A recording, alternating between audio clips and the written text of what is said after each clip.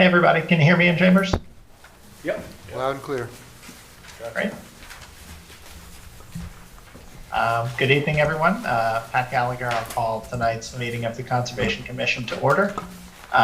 Just before we get started, a brief announcement, as is customary, that this meeting is available to be attended in person and via the Zoom platform in an effort to ensure citizen engagement and comply with open meeting law regulations. Citizens will be able to dial into the meeting using the phone number 929-205-6099 or the Zoom application. And whichever of those you are using, the meeting ID number is 831-9042-3408. All of that information you can find in our agenda. And you are also most welcome to participate in person. So thank you everyone for being with us tonight, whether you're on Zoom or in Town Council chambers. Before we jump into our public hearings, we'll just do a quick roll call of commissioners who are present in chambers and on Zoom. Richard Johnson's here. Jeff Livingstone's here. Mark LePage here. Jeff Milne. Michael Ryan. Okay, and Pat Gallagher on Zoom tonight. And then we have Rika Legedlander and I think, is Mark Sorrell there as well? Yes, Hi, Mark, how are you? fine, thank you. Good to see you. Good to see you. So I think without further ado, we'll jump into our public hearings. And the first of those is a continuation of the Spruce Pond Aquatic Management Program, NOI. Is anyone from Spruce Pond with us this evening? No, they did request a continuance to August 10th, but as the commission requested, Derek Adams is actually here. He did take a deeper dive into those herbicides. So you can hear from him, but you cannot discuss. So up to Okay. Derek, would love to hear your thoughts and thanks for being with us tonight.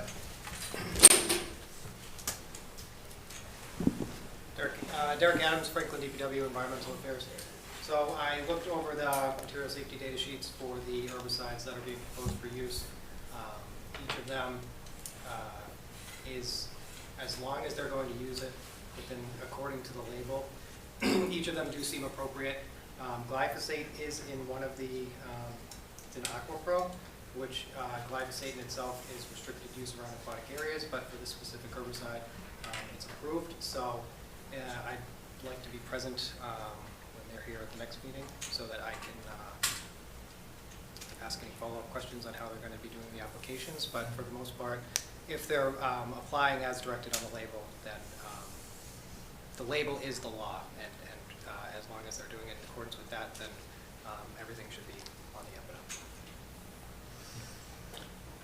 and up. Okay. Great, thanks, Derek. So Bricolai, I think just, we should make sure that someone from Spruce Pond will be at the next meeting before we give Derek the heads up to be at the next meeting so that we're not wasting your time, Derek. Oh, no, I told him that they requested to continue. He still wanted to be here in front of you lovely folk. So that is his work ethic. No.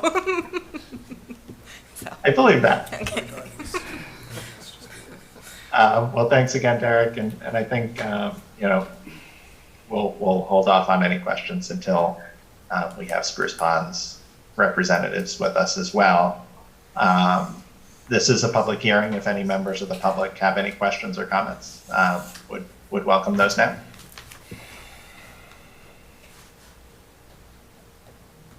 Yes, hearing none. Richard, can I have a motion to continue this to? Thanks. Give me a motion to continue the NOI for Spruce Pond Aquatic Management Program till next meeting, which is August 10th. Does that sound right? August 10th. Second. Okay. Jeff Milne, how do you vote? Vote to approve the continuation. We have Okay, to Michael? specify a time. Sorry, Richard. Can you say August 10th, 7:01? It's on the agent report. Thank you. 7:01. Can we get a re-second just for Second. clarity? Vote to Jeff approve. Milne? Michael? Vote to continue. Mark? Vote to continue. Jeff Livingstone, Vote to continue. Vote to Richard? continue. and I vote to continue as well. So Spruce Pond is continued to August 10th at 7:01. Next up, we have the continuation of an ANRAD for 1 Paddock Lane. Brickell, I understand they have also requested a continuance. Correct. Okay. I think just before we vote on this again, because this is a public hearing, if any members of the public have any comments they wish to share, now would be the time for that. Okay. Hearing none, Jeff Livingstone, can I have a motion to continue this to August 10th at 7:02 p.m.? Motion to continue 1 Paddock Lane, the hearing for 1 Paddock Lane for August 10th to August 10th at 7:02 p.m. Second. Great. Jeff Milne, how do you vote? Vote to continue. Michael? Vote to continue? Mark? Vote to continue. Jeff Livingstone? Vote to continue. Richard? Vote to continue. And I vote to continue as well. So 1 Paddock Lane, continued to August 10th at 7:02. Next up, we have the continuation of an NOI for Maple Gate Solar North. Is the applicant or their representative with us? Yes, you have Greg DuBona here with Bowler Engineering on behalf of Exgrid Miscalvian, the Maplegate North project. Right. Hey, Greg, how are you? Very good. And we also have Dan Wells from LEC Environmental and Allison Fennell from Brown Legal as well. So we have our whole team here tonight. It's great. I appreciate you all being with us. I saw that there was a response submitted that was received on the 21st.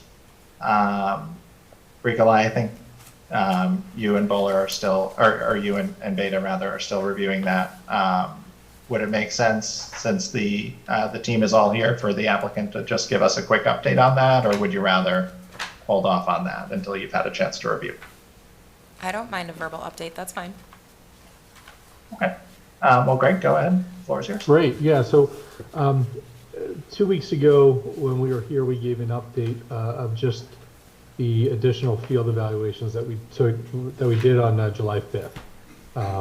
As there were comments in the initial letter about some isolated wetlands that were not picked up in our original evaluation, as well as some wetland limits that had to be adjusted, which had impacts to the buffers, primarily on the north, and some kind of in the middle of our proposed solar array. So what we did with the resubmittal is we then got an updated survey. We updated our drawings to show these revised lines.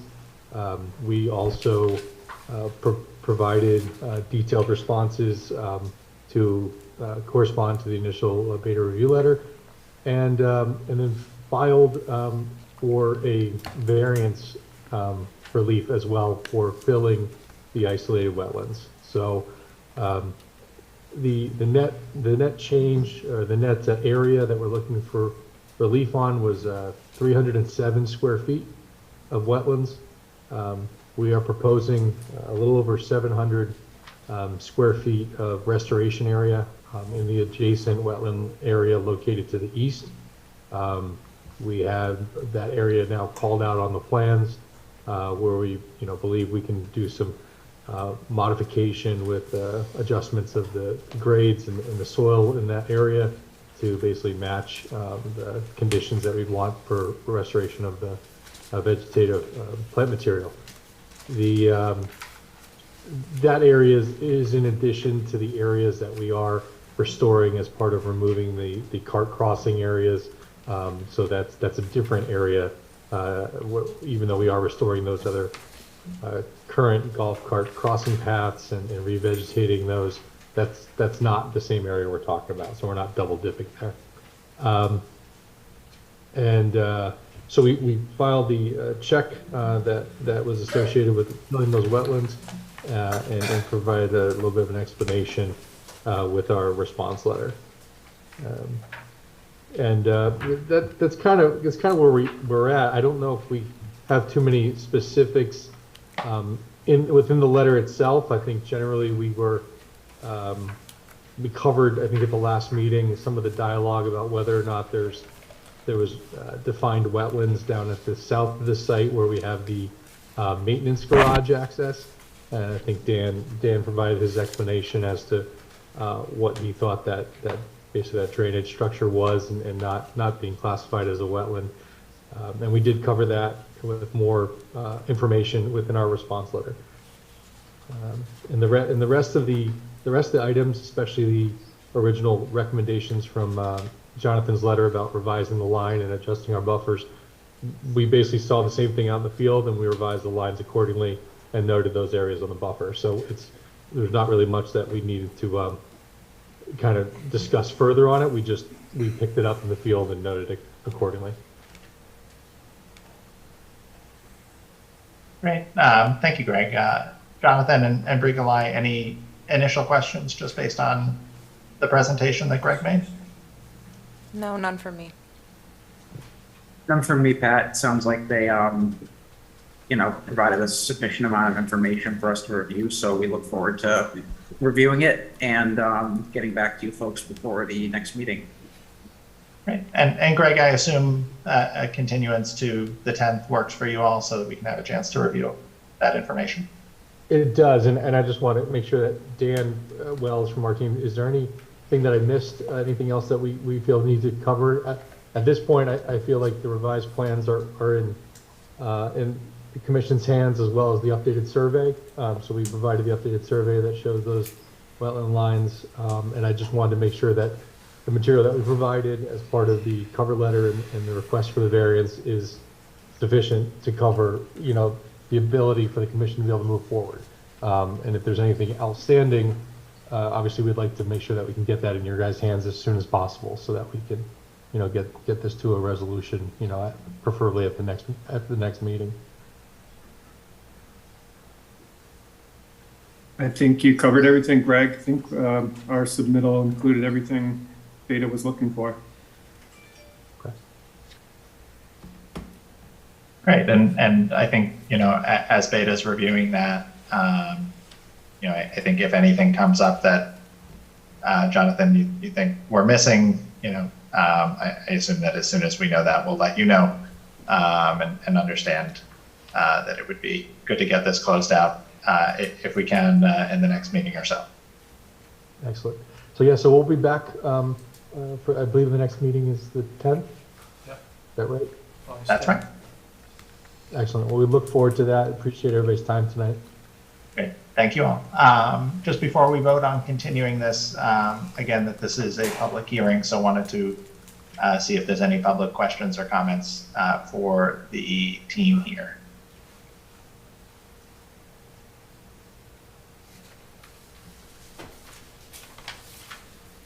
All good in chambers?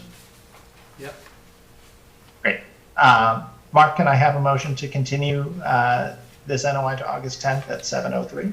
Yep, give you a motion to continue the NOI for Maplegate Solar North to August 10th at 7:03. Second that. Right, Jeff Mill? Thank you, Mr. Chairman. I'll give you a recommendation to continue. Great. Actually, I'm approving that recommendation. Thanks, Jeff. Mike? Vote to continue. Right, Mark? Vote to continue. Jeff Livingstone? Vote to continue. Richard?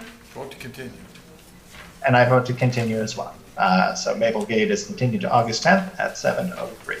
Thanks very much, everyone. Thank you. Next up, we have a continuation of the NOI for 100 Financial Park. Is the applicant or their representative with us? Yes, I am, Mr. Gallagher. How are you, Doug? Good. How are you today? If you give me 30 seconds to put up the prop. Take your time. Hi, Connie. Hi, Pat.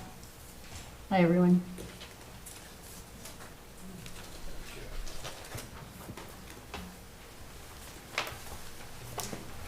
Again, for the record, Doug Hartnett, Principal with High Point Engineering. Joining me is Connie Liu, Project Manager with High Point.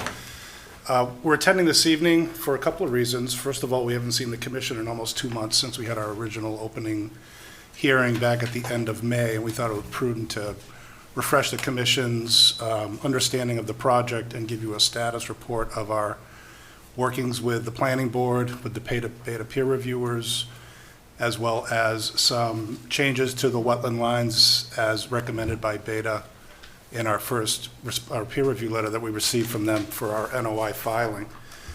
So the board that you have here is the same site plan that you have originally reviewed back in May. The project includes 2 buildings. The top building we refer to as Building 1. It's a 280,000 square foot warehouse building. The bottom building to the right is an additional warehouse flex industrial type building, about 65,000 square feet. The building to the left is the existing Champagne Logistics building, about 65,000 square feet.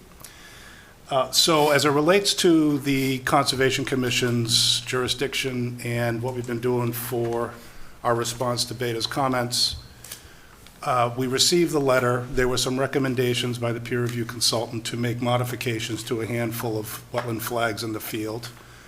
Our wetland consultant, Dave Cowell from Hancock Engineering Associates, went out to the field, took a look at the areas in question, concurred with the peer review consultant's recommendations, and made the changes to the delineation as recommended. That's been surveyed. We actually received the plans today. So what we intended to do is submit the revised survey that shows the revised wetland lines and the associated buffers, along with our response to comments on the first letter received from Beta. Our intention is to file that tomorrow with the commission. As it relates to the planning board, we've had 3 hearings with the planning board dating back to early June. I've had some constructive review, both with Beta and with the planning board. We've received 1 peer review letter from Beta. It was a significant review that resulted in many site plan changes that relates to infrastructure, to drainage and things along that line. But nothing significant of note as it related to the overall layout of the project and generally the impacts to the buffer zone areas as they were originally presented to the Conservation Commission, with the exception of the area that I've highlighted in purple and that I wanted to discuss briefly in a minute. So as I've said, we responded to the peer review comments. We've submitted revised plans which were not submitted to the commission, as we wanted to ensure that we substantially completed any project design revisions that might have bearing on the commission's jurisdiction for the buffer areas. We expect a review from Beta, the second review, to come back maybe the end of this week or early next week. And at that point in time, we'll take their letter, we'll make any final plan revisions in response to that, and submit a second response to comments to Beta for the planning board's perspective for the site plan. And that same set of plans would be submitted to the commission. So we expect to have the majority of site plan review comments addressed in the second submission that we submit both to the planning board and the Conservation Commission. We expect to submit that the second week in August, or thereabouts. So our next planning board meeting is August 21st. We fully intend to meet again with the commission on the 24th. If there's information that we feel is important for the commission's consideration, we would like to be on the public hearing for August 10th. Really, it's kind of a dynamic process now as we continue to work in tandem with Beta and their individual peer review staff. As it relates to the purple area here, I have another plan that's a little more detailed. And it has to do with modifications to the site entrance driveway. So as what we found in the review of the traffic, which Beta is also undertaking on behalf of the planning board, it was determined that trucks that are exiting the site are swinging into the opposing lanes. When they exit today, they swing into the opposing lanes, creating a potential public safety issue in that area. The planning board has asked us to look at modifying the site entrance so that there's no additional conflicts or no more conflicts for traffic within the public ways as well as within the site. What is required is a shifting, essentially, of the site driveway entrance and curb cut position about 10 feet north, 10 to 12 feet north from its current position. It might be difficult for the commission to see, in red is the existing edge of pavement for the driveway, and we've highlighted in gray where the new driveway position would be. It's a little bit wider to facilitate the truck tracking within the intersection itself. Shifting the island, keeping the island in terms of its use for bifurcating the traffic, both entering and exiting the site. But as it relates to the commission's jurisdiction, while we pull impervious area away from the southern wetland area that you see, which was identified as at both BVW and Bank, it encroaches a little closer to the north. So the shift, you gain some, you lose some, I guess is what they might put it. There will be some drainage improvements that'll improve the runoff in that area. There'd be a slight increase in impervious cover, I believe. We're still sorting out the final engineering of that. And then that would be controlled by the drainage system that we're designing for the larger project. At this point, our intent is to finalize call it the schematic design of this intersection, submit this to Beta for a traffic review perspective, get consensus that the design is acceptable to the planning board, and then finally document it on this upcoming submission we're going to make both to planning and to conservation. And we expect that the Conservation Commission might do a more thorough review of the design once we finalize it. And again, the peer reviewer will have the opportunity to look at that impact when we make that submission. We fully expect to see comments from them regarding that. So that's where we are. We're making good progress. We expect to continue hearings near the end of August. We understand that the planning board requires the commission to render a decision on the application for notice of intent. And at that point in time, the planning board would make the determination whether they want to close a hearing and make a vote on the site plan review. So our expectation and hope is that we can resolve all this and finish this up the end of August, early to mid-September. And so that's where we are. Appreciate your time. I'm happy to answer any questions that the members might have. Thank you. Thanks, Doug. I'll defer to Bricolai and Jonathan first, and then we can go to the commissioners. John, you can go first. I'm still formulating my thoughts. Okay. Just one question on the relocation of the site drive entrance. By shifting that further north, what's approximately your closest point of impervious area to the resource area boundary? How much of a buffer will be maintained? Right now, the edge of pavement is about the 25-foot boundary line.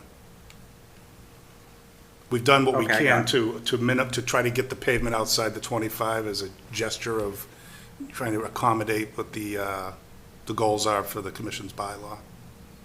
No, I understand, and it's always a battle to balance, requirements of different boards. I would just say if you do require any kind of encroachment onto the 25-foot no disturb zone as part of strict planning board compliance that the planning board is requiring, just be sure to document that in a variance request to the commission. Mm-hmm. Otherwise, I'm assuming that impervious area will be tied into the rest of the site drainage for treatment. Is that correct? That's correct. Okay. Thank you. That's it for me, Rika. Thank you. That's what I was going to say. And then I was just reviewing our regs for 25 to 50-foot buffer zone resource areas. That's fine, just as a precautionary note to the Conservation Commission. Doug, thank you for that presentation. I understand why you outlined your timeline. We just need to focus on our conservation filing and our conservation timelines and those deliverables that we have to make, not with planning board. So otherwise, I'd recommend a continuance to August 10th, 7:04. Any questions from the commissioners? There's one quick question, and understanding we're gonna move the driveway because of the zoning. Is the edge of the driveway about as close to the northern resource area as it was to the southern when you moved it? You said you're right on the edge of the 25-foot, right? And you're shifting it north, right? No, it's closer comparatively from south to north. Yeah. Okay, just curious. Thank you. All set, Pat. Thanks, Mark. Any other questions?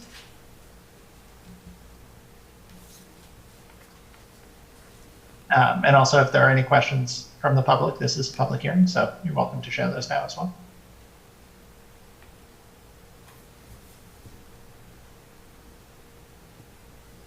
Anything in chambers, or all good to continue this one? You're all good. Okay. Michael, can I have a motion to continue this to August 10th at 7:04? I'll give you a motion to continue the NOI for 100 Financial Park to August 10th at 7:04. Second. Okay.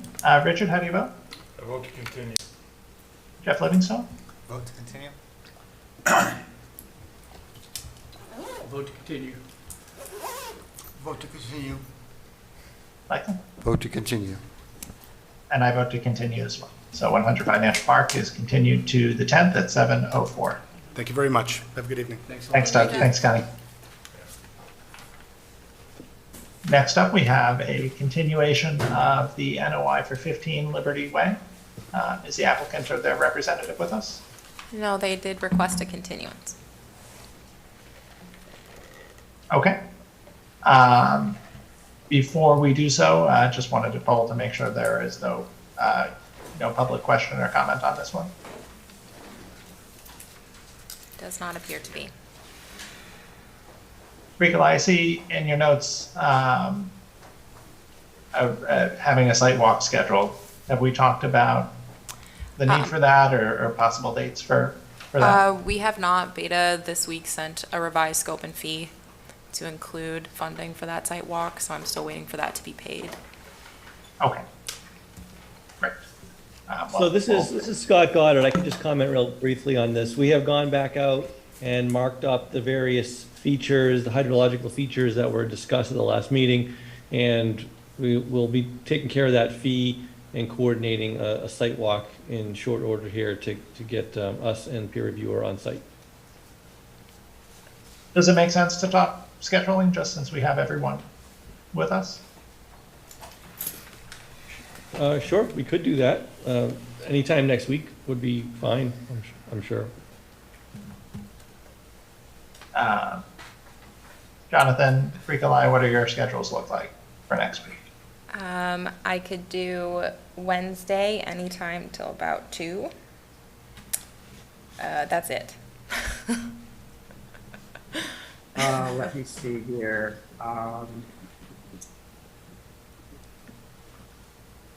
Next week, I should be able to do Wednesday morning.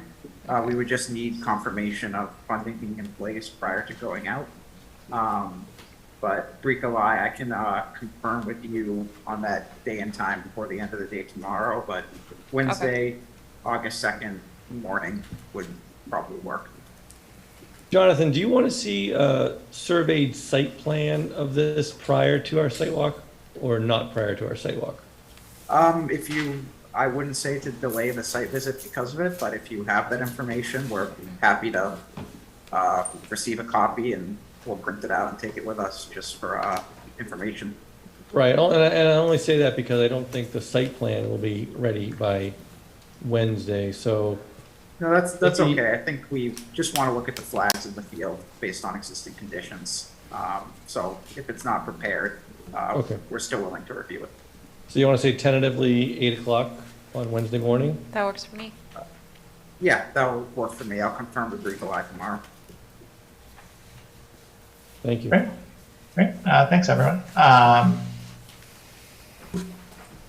So I think we just need to continue this to 7:05. Just confirming, can't remember if I already asked, but that if there's any public questions or comments before we continue. Hearing none. Jeff Mills, can I have a motion to continue this one to the 10th at 7:05? Thank you, Mr. Chairman. I'll give you a motion to continue the NOI for 15 Liberty Way to August 10th, 7:05. Second that. Great. Richard, how do you vote? Vote to continue. Jeff Livingstone? Vote to continue? Mark? Vote to continue. Jeff Mills? Vote to continue. Michael? Vote to continue. And I vote to continue as well. So 15 Liberty Way is continued to the 10th at 7:05. Thank you, Scott. Next up, we have a continuation of an NOI for 10 Echo Bridge Road. Is the applicant or their representative with us? Yes, I am. Good evening, Commission. Just need a little bit of time to set the drawing up. Okay, thank you.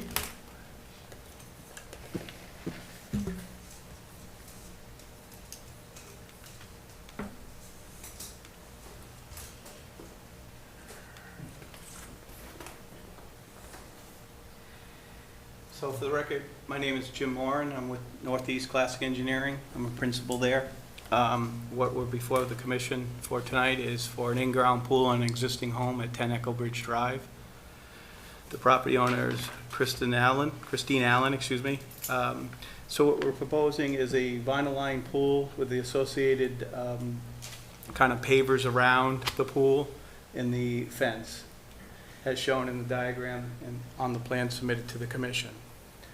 What we're also proposing is a cartridge filter where they're not allowed to backwash the pool. You would clean the filter out by hand, quarterly.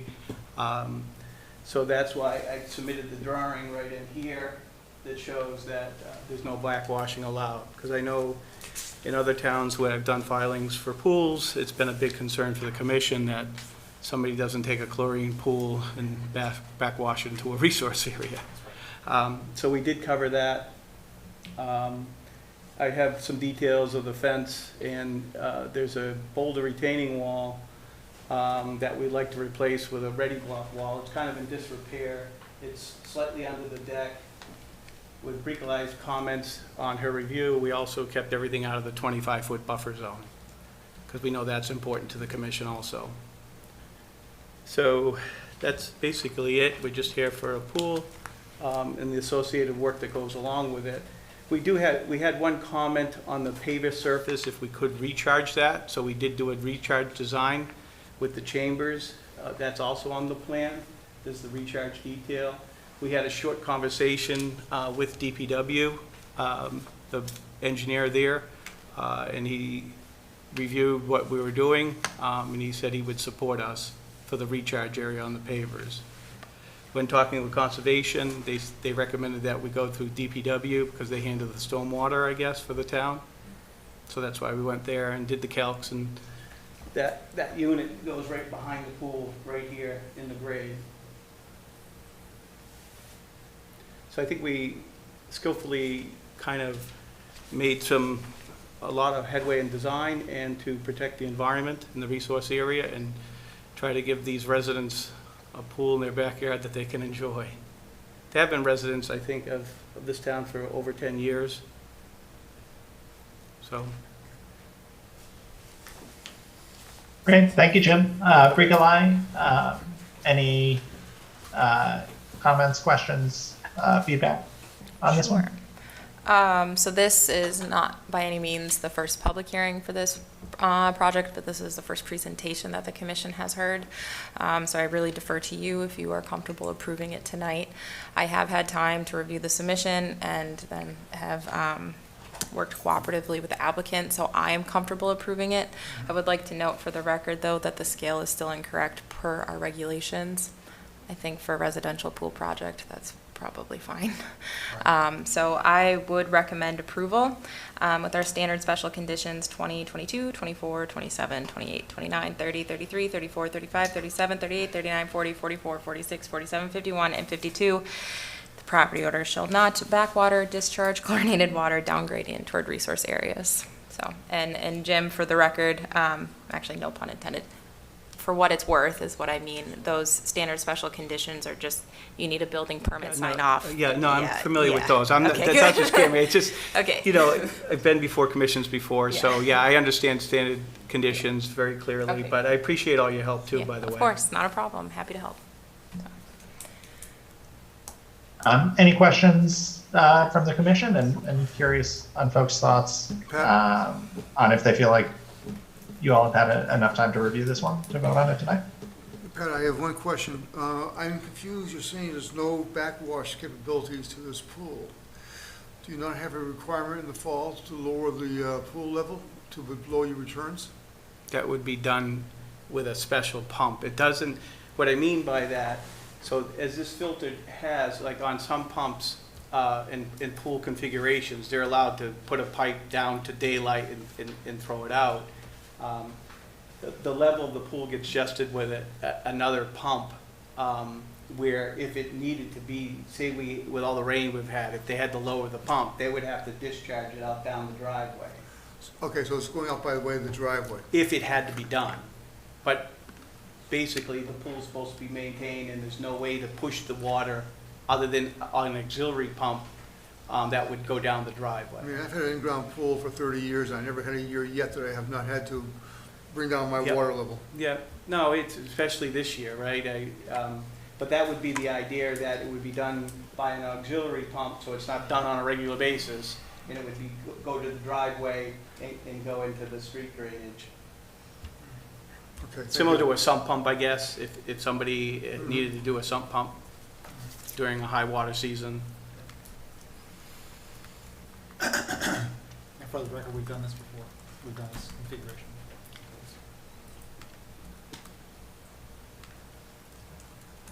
I have a question. Is this a pool going into existing disturbed area? It is a lawn area now. It looked like, when, my guess, from my soils background, it looks like it's a fill area from when Toll Brothers built the subdivision. Thank you. Okay.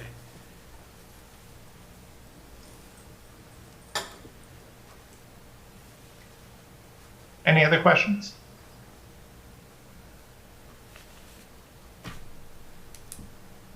I think I personally have no issue voting on this tonight. I think, to Bricolai's point, we've had this, even though this is the first presentation, we've had plenty of opportunity, or Bricolai has had plenty of opportunity to confirm the delineation and whatnot. So I have no issues with voting on this tonight. Yep. Just before we move forward with this, wanted to just poll to make sure if there are any public questions or comments. Now would be the time.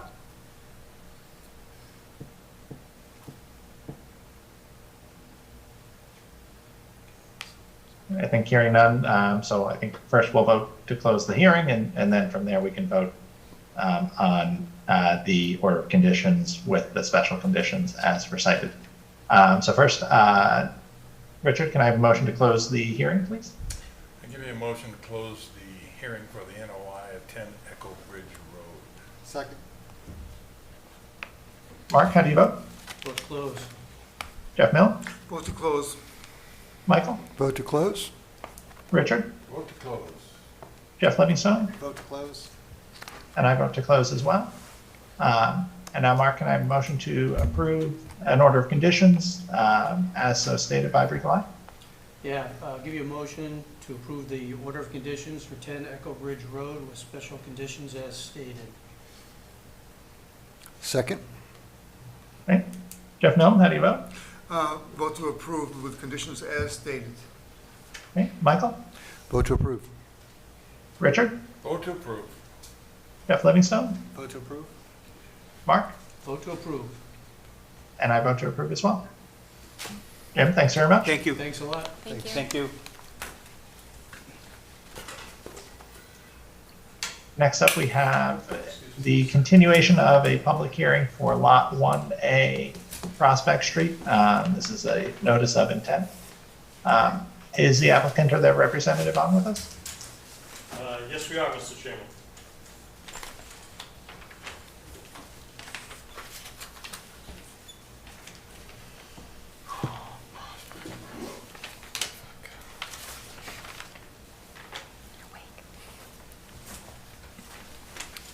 Thank you, Mr. Chairman. Paul McManus, professional wetland scientist with Ecotech, and with me is the applicant, Lou Petrozzi from Wall Street Development. We have a notice of intent before you here for a single-family lot on Prospect Street. The property has bordering vegetated wetland along one side that has been previously reviewed through an ANRAD by the commission. We also have an area of presumed riverfront on the property. I say presumed because it is in fact a map perennial stream, has a presumed riverfront, but as we observed today on the site walk, the area is, in my view, lacks actual riverine characteristics. But conservatively, the project has been filed based upon that presumption. I do have a photo that we took this morning on the site walk that shows the area, essentially as a pond with 100% cover of white water lily. But notwithstanding that, as I said, the project has been filed based upon the riverfront presumption. Within the mapped riverfront area, I've delineated some areas of degraded riverfront. As I said, the base delineation was reviewed and is part of a still valid ORAD. But I subsequently went out and delineated areas of degraded riverfront, which consist of two types. One is absence of topsoil area. This is an area where the old Varney gravel pit was apparently a main access through this area. There's a fairly wide driveway with some concrete blocks to define the entrance on Prospect Street. And then as you go in a little bit further, there's some areas of obvious dumping. So you'll recall from the regs that there's a couple of different categories for degraded riverfront. One is absence of topsoil, the other is abandoned dumping grounds. So I went out this morning with Bricolai and Elise from Beta, and we reviewed that degraded riverfront delineation. It's been flagged and put on the plan. You can see on the plan, this is the existing conditions plan. So I have degraded riverfront flags that come along here. This is the 200-foot from mean annual high water. So this is your presumed riverfront area. Your buffer zone is this heavy dashed line that runs roughly like this. BVW boundary here. So the pink area that's highlighted here is what I delineated as the degraded riverfront. I'll let Bricolai speak for herself, but we didn't, no changes to that delineation were requested this morning. So what's proposed, as I said, is a single-family house under the, some work in the outer buffer zone and also under the redevelopment provisions for riverfront. So essentially what's proposed is that these areas in red are proposed to be restored, renaturalized riverfront. There's a proposed driveway out over here outside the riverfront, come up to a house location here. The septic system, this is the town line I should have mentioned. This is Franklin and Bellingham to the rear. So the leach field is actually proposed in Bellingham. Mr. Petrosi has been dealing with the Bellingham Board of Health, who witnessed the perks for that design. So we're proposing, as I said, to do this work in the outer buffer zone, and then with respect to riverfront within the redevelopment provisions. So we have part of the project is proposed to develop and make use of that degraded area, and then a small area is proposed to be developed in non-degraded, excuse me, but we have a net of 2,700 square feet of excess renaturalized, restored riverfront. You'll recall from the regs that the standard is that we, for redevelopment, that we have a 1-to-1 ratio, but in fact we have 2,700 square feet of excess by virtue of keeping the driveway all the way out and having most of the house within the degraded riverfront. So the site is very relatively flat, sand and gravel, so there's erosion control proposed, but we really don't expect it to be a difficult site to control the erosion because of the lack of grades and the sand and gravel soils. One of the questions that Bricolai had asked this morning on the site visit was a specification. Neither of us could remember whether the NOI included a specification for woody plantings within the restoration area. And it does have upland saplings 15 feet on center and upland shrubs 8 feet on center around the saplings on top of a 6 inches of topsoil that would have to be replaced, certainly placed in all the areas lacking topsoil. When the debris piles are removed, we may find that there's topsoil under there. If it's there, obviously we make use of it. If it's not there, then 6 inches of topsoil there. So there's herbaceous seeding, shrubs 8 feet on center, and saplings, the pines and oaks, which is what's are suitable for that location at 15 feet on center. That's it. We're happy to answer any questions. Thank you, Paul. Bricolai, floor is yours. Oh, thank you. I don't, thank you, Paul. Nice seeing you again. I don't have anything to add at this time. I'm the next 2 weeks, or at least the next week prior to our next meeting, I'll be going through the actual submittal and making sure it checks all the boxes. But otherwise, Paul, you summarized it quite well, and I agree. When is the ORAD from, Paul? Just curious. Yeah, it's either 2020, 2021. So it's still current. Yeah, I checked that when it was filed. Okay. Any questions from the commissioners? Done. All good. Oh, thank you. This is a public hearing. If any members of the public have any questions or comments, please feel free to share those now.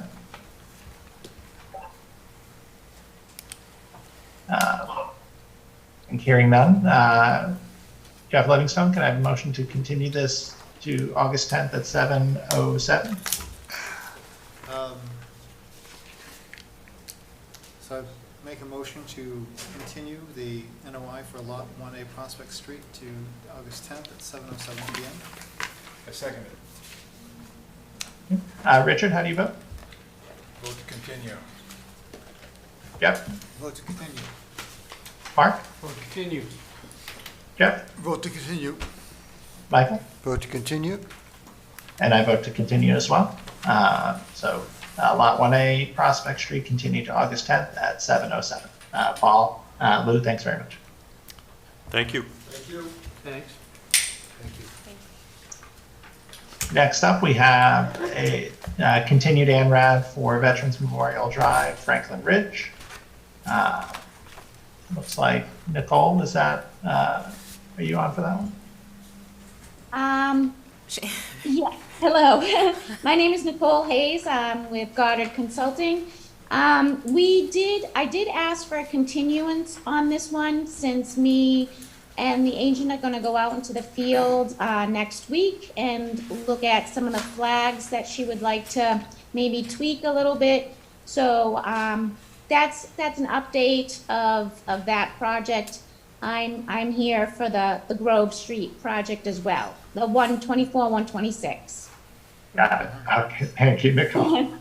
Bricolai, any other updates before we move to continue this one? No, our site walk is scheduled next Tuesday, and then actually internally, for internal staff, we have a meeting that afternoon. So it works very well for Nicole and I to meet in the morning, and then for us to discuss as a town. Oh, that's great. We continue. Awesome. Any questions or comments from the commission or from the public? No. I hear none. Michael, can I have a motion to continue this to August 10th at 7:08, please? Mr. Chair, I'll give you a motion to continue the ANRAD for Veterans Memorial Drive, Franklin Ridge, to August 10th at 7:08. Second. Richard, how do you vote? Vote to continue. Jeff? Vote to continue? Mark? Vote to continue. Jeff? Vote to continue. Michael? Continue? And I vote to continue as well. So this one, Veterans Memorial Drive, is continued to August 10th at 7:08. Next, we have an NOI for 0 Upper Union Street Solar, and I believe this is the first hearing, so we will formally open the hearing for this one. Is the applicant or their representative with us? Yes, good evening. My name is Colleen DiBenedetto. I am with Volta Energy, and for the applicant, VS Union Solar Smart LLC. Tonight we have Atlantic Design Engineering, Rich Tabazinski, the civil engineer for the project, as well as Goddard Consulting. Thank you.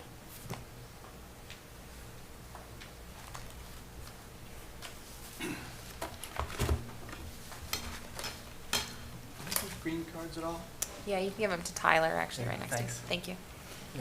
Good evening, Rich Tabazinski with Atlantic Design Engineers.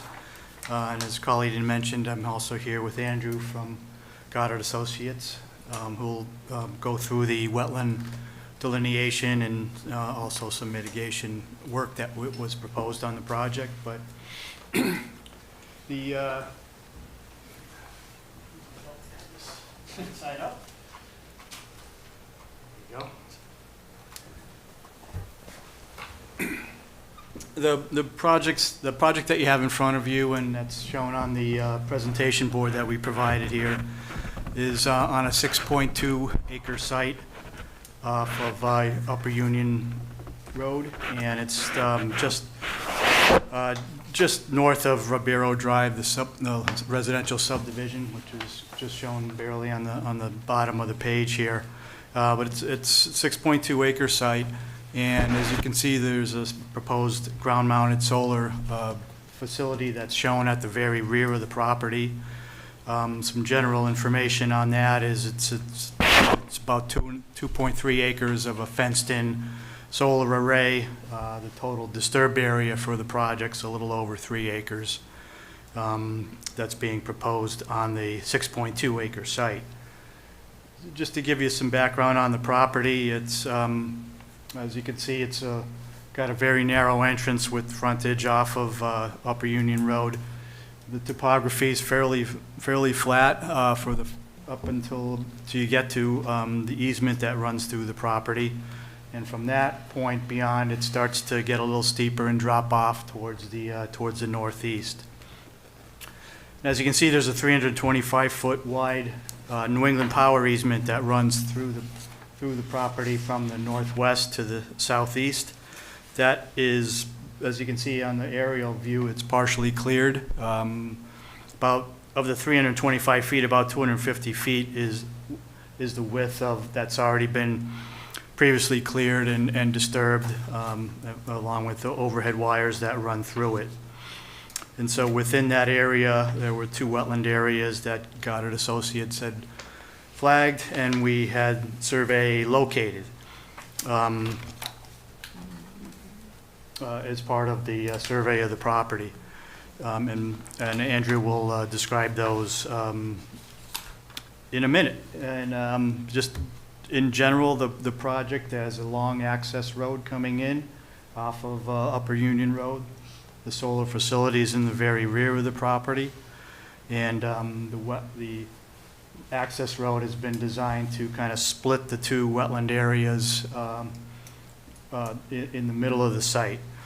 So right now I'll turn it over to Andrew to explain the wetland delineation that was done, and then after he's done, I'll explain a little bit more about the project and the work that's being proposed within your buffer zones. Perfect. Thank you, Rich. For the record, this is Andrew Tebow with Goddard Consulting. We have Scott Goddard from our office as well, on via Zoom. So happy to walk us through the delineation that occurred on site. I'll start with the border and vegetated wetlands, the state jurisdictional and the local jurisdictional. So right around here, abutting at the southern portion of the site, abutting the residential developments, is a stone head wall. It has an open pipe that's conveying water, contributing to the wetlands. The general topography of the site is such that water tends to flow down site towards the northeast portions of the site. You'll see that the border vegetated wetland delineation actually crosses over the existing road. Although that is a gravel road within the easement, it floods in the spring. A lot of that has sat for a long time. There was enough of a mucky topsoil. It was vegetated with Phragmites, skunk cabbage, so it was included in the wetland delineation as the water crosses over and continues down the site. After we open up onto the site a bit further here, the wetland tends to channelize and an internal intermittent stream delivers water off-site. So you'll see the wetland delineation went off-site. We took it off-site so as to show the full 100-foot buffer zone on the site. On the other side of our proposed road here was an isolated wetland delineated. So this was it's a shallow basin off the existing road. We delineated the site in April, so we had a pretty good view of it where it would have been a vernal pool season. The isolated wetland itself held a couple inches of water at the time. There's no signs of vernal pool activity, but to be safe, we had Chris Frederelli from Goddard Consulting as well go out in June to conduct a full vernal pool inspection. A report from his inspection was included in the notice of intent. That report essentially stated that the isolated wetland held no more than an inch of water. Chris used leaf staining, topography indicators to conclude that it would roughly hold about 1 to 3 inches of water. The surrounding topography wouldn't allow it to hold much more than that. And by the time June came around, the area was fully vegetated, so it doesn't show signs of holding water for long periods of time. So we identified it as a locally jurisdictional isolated wetland. I'll hand it back over to Rich. If you guys have any questions on the resource areas, I'll be happy to discuss. Brika, I don't believe that you've been out to the site yet, so I know that if there's anything that we want to review out there, then we'd be more than happy to work with you on that. Thanks, Andrew, as always. Yeah, we have not had Beta or anybody involved in terms of any peer reviews completed yet, so we obviously know that we'll be just requesting a continuance because we haven't had any peer review completed yet. So, and just to give you, we've also filed with the planning board. We have a hearing next on August 7th, a couple Mondays from now. So just to describe a little bit more detail the work that's being proposed within your buffer zone.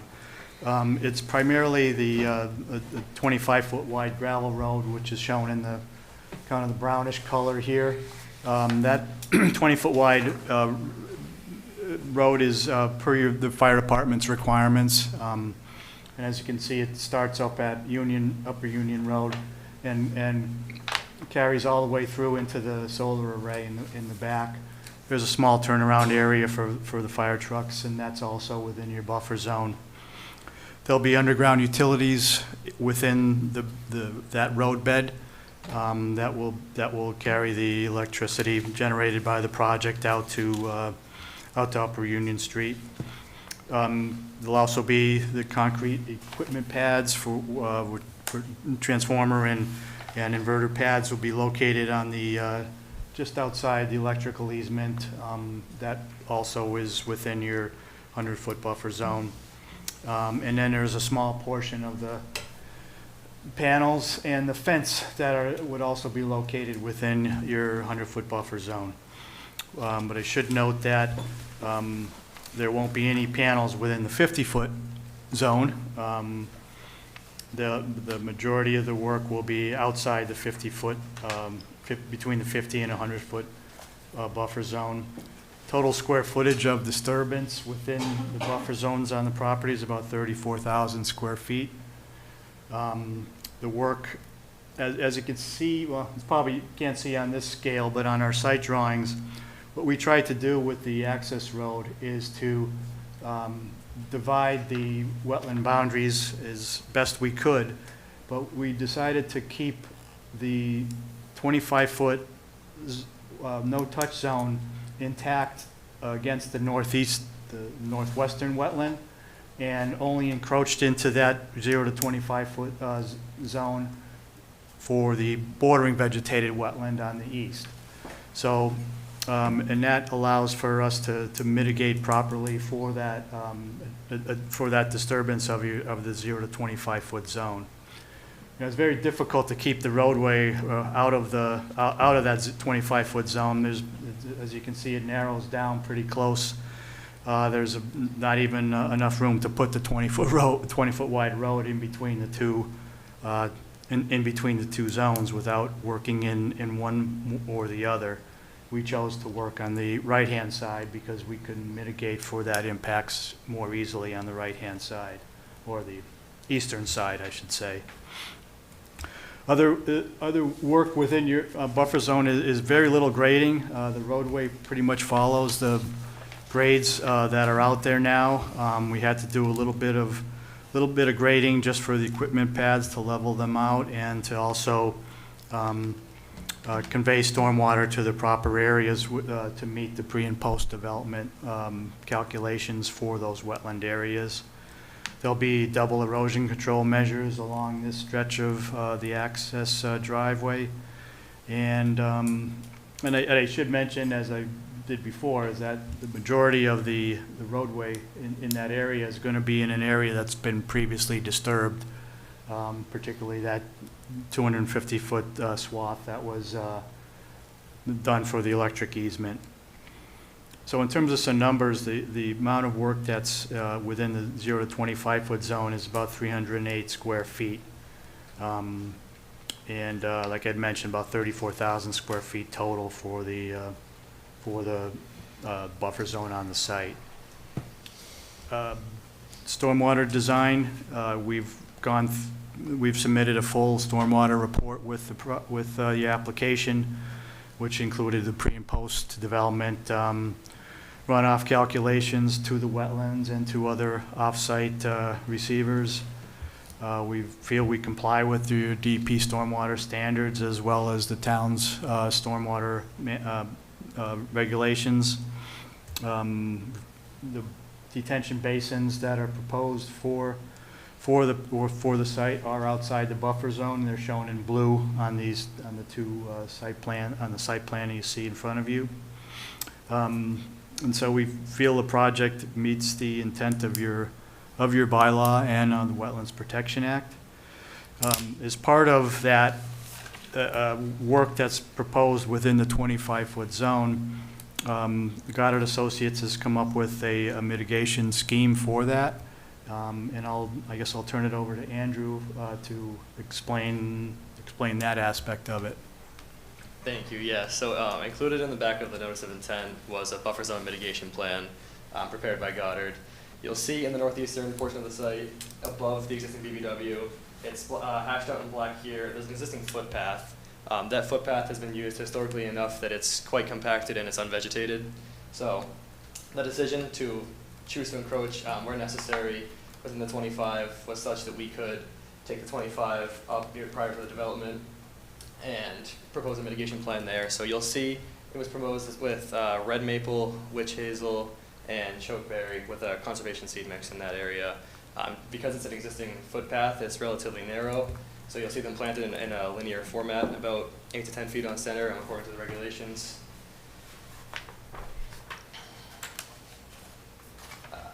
I blew the area off the top of my head. It measured 617 square feet. So the encroachment that they were able to minimize to measured 308.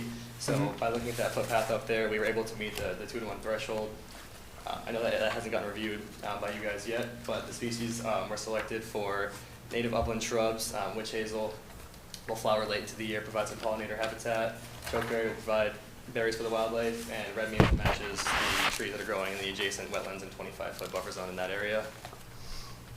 So if you guys have any questions on the plan now, I'd be happy to discuss them, or as we go through them, we'll certainly take a look at it together. I have one question. So, historically, sort of adjunct to conservation, historically, when we've had cleared areas for power lines that go through resource areas, the power line companies had come in, file an NOI, and make special provisions to work in those areas.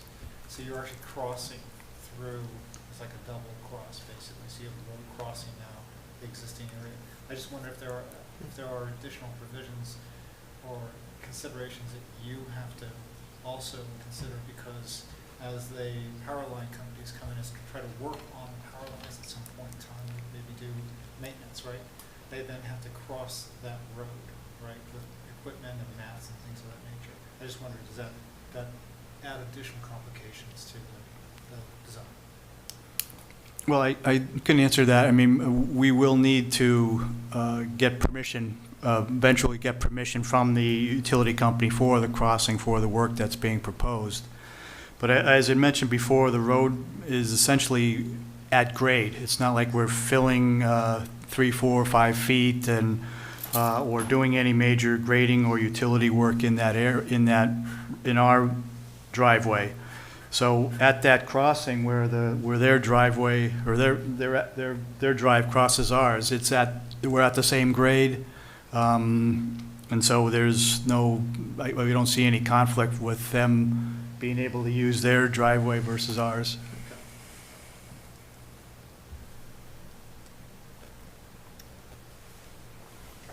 Andrew, the water flow on the eastern side of the property, you said came out of a pipe? Yeah, there's a stone head wall abutting residential developments. I didn't walk back there just due to trespassing concerns, but it was actually piping water at the time I was out there for building it in April. You don't know the source of that, is that? I can. Yeah, Rich Bay. Yeah, I can address that.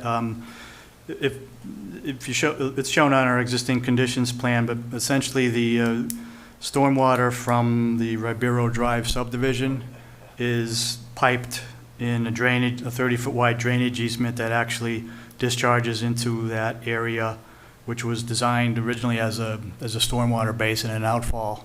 It's within an easement that's on this property, but it does handle the stormwater from the Ribeiro Drive. So essentially stormwater, okay. Yep. Thanks, appreciate it. Makes sense. Question, you're going to be restoring that footpath. Is there any danger of folks continuing to use the footpath and messing up the restoration? Based on the area that's out there, and with the development, I know it's going to be fenced in, so my expectation is that area should be cleared off and it should be able to revegetate naturally. Great, okay, thanks. Now let's go. Yeah, you really don't want people running around though. Yeah, the design helps keep people away from the area. Yeah, no, that's not a good idea. And how steep is the area where the solar panels are? Is there a erosion risk at all there? Rich, I'll defer to your site plans for that. Sure. Basically, there's some areas that are, in terms of grades, are probably around 15% or so. There's a small area that we had to show some regrading. Typically, your solar panels, you don't want to be at any steeper grade than 20%. So we've had to regrade a little bit area where it is a little bit steeper. But as you can see on the site development plans, everything is, if there was any erosion, say, during construction, it's going to be caught in the swale that's proposed through the site and the detention basin at the very rear of the property. That's where pretty much everything is kind of funneling down to right now. So, and we've also, provided double erosion control on any of those steeper areas. Based on the size of this development, there'll be a stormwater pollution prevention plan that to meet all the EPA standards that'll have to be in place for the contractor to follow. So, it's a good point because it is a little steeper than you normally would see for a solar development, but I think we have enough erosion control measures on the site to take care of it. Thank you.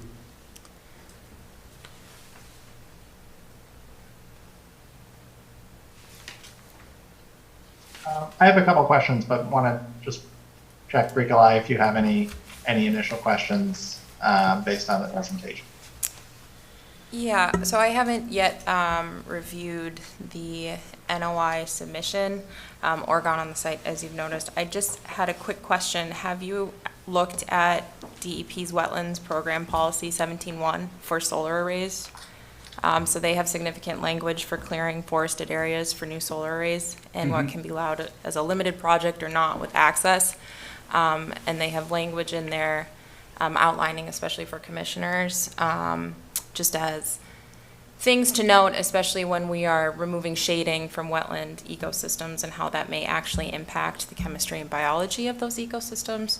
So I am in no way saying that's what you're doing. I'm just, in light of me actually reviewing it, if you have not reviewed this yet, I would suggest you do, because I will be reviewing the NOI and comparing it to also this program policy. We're familiar with that Okay, policy, okay, but yeah, good. we'll keep that in mind. Right, I would just say, to kind of tack on to that comment, I think, you know, on a certain level, I'm uncomfortable with the idea of clear cutting, you know, how large is this site? 50, 60 acres? Oh, no, it's, the total site's 6.2 acres. The amount of clearing is 3.2 acres. Okay, I was looking on the site plan. It recites it as being 2.6 million square feet. So, in any event, I think, you know, have some discomfort with the level of clearing to put in solar. Seems like it is counterintuitive and counterproductive at a certain level. I understand that our jurisdiction is somewhat limited here, but would appreciate having a sense of how much clearing is proposed, just to be able to quantify it for our review, particularly within the buffer areas, but if it's possible to estimate overall clearing and, you know, numbers of trees that would need to come down for this, I think that would be pertinent, especially since the variance is required here. You know, and it sounds like the project probably needs that variance due to the width of the driveway. You know, I think would like to hear a little bit more information on that and any mitigation or alternatives that have been looked at, offsets and whatnot. Okay.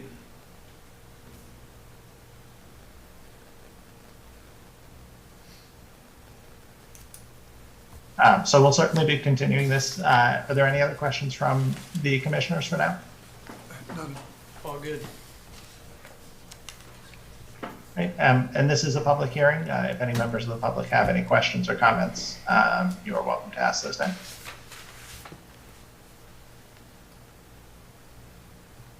Great, hearing none. Jeff Milne, can I have a motion to continue this NOI to August 10th at 7:09 p.m.? Very good, Mr. Chairman, I give you a motion to continue the NOI for 0 Upper Union Street Solar to August 10th, 7:09. Second that. Great, Richard, how do you vote? Vote to continue. Jeff? Vote to continue. Mark? Vote to continue. Jeff? Vote to continue. Mike? Continue? And I vote to continue as well. So 0 Upper Union Street Solar, continued to August 10th at 7:09. Thanks very much, everybody. Thanks, guys. Thank you. Thank you for your time. Thank you. And next up, we have a new RDA for 121 Grove Street. I am going to recuse from this one, so Jeff, I will hand it off to you. Thanks, Mr. Chairman. So this is the RDA for 121 Grove Street. Do we have a representation here from the applicant? Yes, good evening. This is Chris Lucas with Lucas Environmental. Hi, Chris, how are you? Good, how you doing? Good. So you're looking for a request for determination? We are requesting a determination of applicability at Brico's request for the test pits, which we require for the stormwater and project design for the proposed 40B off Grove Street. So we're here tonight requesting, we filed the request for determination of applicability. We prepared a plan showing the test pit locations. I have John Shipe from Shipe Consulting is on the call with tonight, if there's any questions, as well as Rob Hewitt with Fairfield Residential. If you'd like, I can share the screen. I have a plan showing the test pit locations, if that would be helpful. Sure, Tyler. All right, should be all set. Yeah, great. So this is the most recent plan we submitted.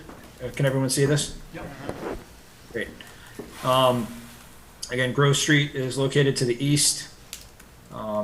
This is our lot development. As you recall, this was before you very recently for the confirmation of the delineation boundaries.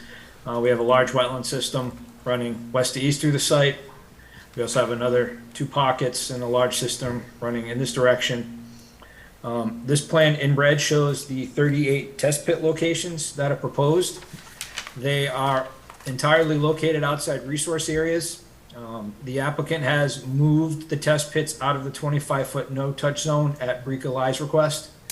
So there is no proposed work in that zone. All the test pits are located outside it. And they're shown here, obviously, in upland areas outside of any resources that were previously confirmed in the ORAD. And that's generally the gist here. So we're hoping to move forward quickly. We're a little delayed with this for the design of the project, so we're hoping to get a negative determination from the board and move forward with the test pits as soon as possible. Thank you, Chris. Rika? Sure.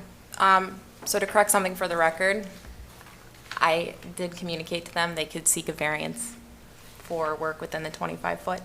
They chose not to. So it is not out of my request. It was out of my permitting pathway recommendation. To that point, this work is exempt under the Wetlands Protection Act, but it is not exempt under our local bylaw or associated regulations. Chapter 181 of our local bylaw does not allow alteration within resource areas, including buffer zone, which would mean test pits, soil degradation, soil moving, cutting of trees, vegetation, of which that would need to occur for these test pits. Additionally, our regulations, which do note that test pits are an exempt activity, it is for Conservation Commission filings only. This is not for Conservation Commission filing, this is for ZBA filing.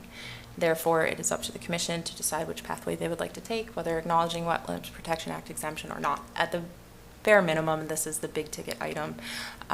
If you recall from the ORAD states that any work proposed near those intermittent streams, which we identified as part of the ORAD, they would need to be delineated at that time. Unfortunately, those streams were not delineated. We do not have them on a current site plan.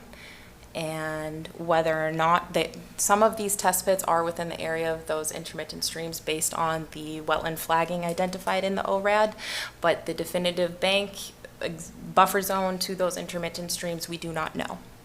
Therefore, we do not know if these test pits are in the area of those streams. Therefore, I would recommend that the applicant actually go back and delineate those intermittent streams so we have a complete site plan, which would actually benefit them for their future filings as well with other boards and agencies, and then we can have a discussion at that time. Additionally, I would ask the commission push this out to Beta for peer review, considering that Beta is the one that identified these streams. So we would be going back to the original source. Yep. So I would recommend against granting the applicant a negative determination, requesting that they go back out to delineate those intermittent streams to accurately reflect those on the site plan and to allow for Beta peer review. Mr. Chairman, if I could respond? Sure. The way Fairfield, Shipe, and I understood through the ORAD process, our intent was to only flag the intermittent streams if work was proposed in them. And that was our understanding. I don't know if that was Mr. Nero's understanding as well, but that's the way we understood it. That's what we thought you understood when we did the ORAD. I thought the agreement with everyone was that those intermittent streams would be flagged if there was going to be an impact. We have no intent to touch those streams, to go near the streams. Those streams all agreed, but particularly with Beta, they're completely internal to the approved delineation of the wetland line. Therefore, the buffer zones wouldn't change, they're locked in. Any new buffer zone from those intermittent streams would be down gradient of the 100-foot buffer zone shown on the plan before you. So we're a little confused by that. There are no intermittent streams in any of the areas of the test pits. That was confirmed by Beta and the commission in the ORAD. We didn't have the test pits in the ORAD, Chris, so they were not confirmed. Regardless, we need a site plan that has all resource areas identified. So, Mr. Chairman, if I may, what I'm saying is the test pits are shown on the plan before you, are in these locations in red. These areas were confirmed by this board in Beta to be upland. All of these areas in here this is all upland area. We have the outer boundary of the resource areas confirmed. The intermittent streams are located within the gray areas entirely. Mr. Nero should be able to confirm that. He's the one who identified. I actually have a plan here. We can show their approximate locations. There's Beta indicated there's a potential intermittent stream here, through this portion. There was another one through this section. There was another small one up here. Mr. Chair, if I may, our town council, sorry, Chris, just suggested that we should have Beta confirm it. So, Well, let me just say, if I may. So you're making 2 points, basically, right? Okay? And I think that one comes before the other. Yes. Right? So basically, yes. So, I mean, basically, if we're saying that Beta is the original creator of the issue, right? Okay, why don't you just allow them to make a decision or suggestion whether or not the streams should be or should not be delineated, of course. So they become essentially the governing, opinion. And that would solve everything. I agree. So do that first, and then if they say yes, fine, and go back and delineate. yes. Fine. And then we can deal with the bylaw Okay, yeah. regulations after. But just, Agreed. Yeah, let them do it. So I guess I'm confused. Your opinion is there may be intermittent streams outside the approved delineated My line? opinion is that we need a complete site plan that show all jurisdictional resource areas on it. And that the ORAD stated that any work near or around these intermittent streams, which also include their buffer zones, they have associated buffer zones. We need to see that shown. That's really right. That's always been the case, every time. So sorry. Yes, she's right. You need, That- I mean, that's it's to not your what we- benefit anyways. You need a complete site plan, and if we were to come back with an NOI, I would say the exact same thing. Yeah. So it's better that you get ahead of it now than later, because it's only going to snowball as it is right now. It's timing sensitive. Would the board be, we understood from the board that those streams would only need to be delineated if we were proposing work in those areas of the wetlands. We're not. There's no plan under the 40B to touch the wetlands anywhere near where Beta identified these streams. I am the sorry, board- Christopher, but this Excuse me? is where it's at.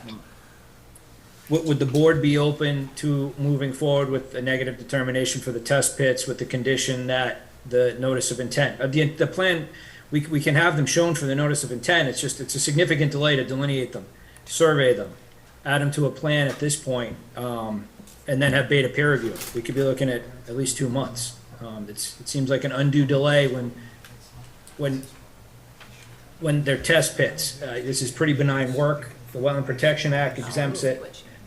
We've actually had some confusion over your bylaw. I understand there's 2 bylaws, Chapter 271 and Chapter 181. So there's been some confusion there about alter and how test pits fit into that. So we'd like to move forward so we can get to the design and come before you with the notice of intent, at which time we'd be happy to get those delineated and shown and peer reviewed.